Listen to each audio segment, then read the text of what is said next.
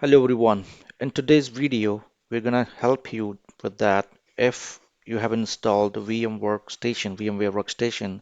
If you do not see that install VMware Tools option in your list here, I'll help you how to fix this problem.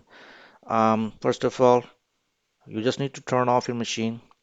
I'm using Windows Server 2016 as a virtual machine here, and I'm using application which is VMware Workstation 17.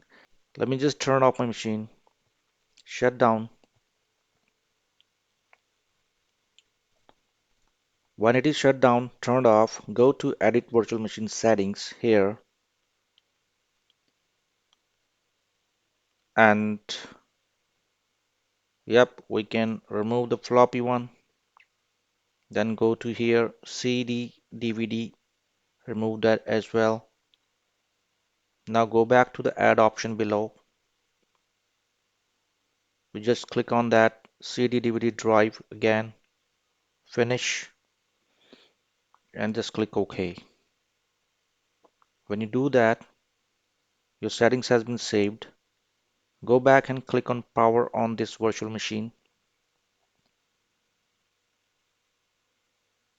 Click Yes. This message is expected since we have removed the drive and added back. Click Yes to continue. Will take a few moments to turn on the virtual machine.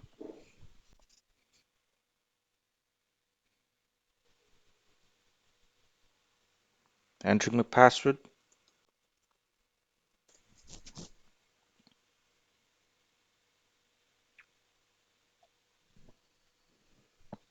We're in. Let me go back here, VMware, and you can see that install VMware Tools option is now enabled, and we can use that. When you click on that, you will see that it is now doing a process.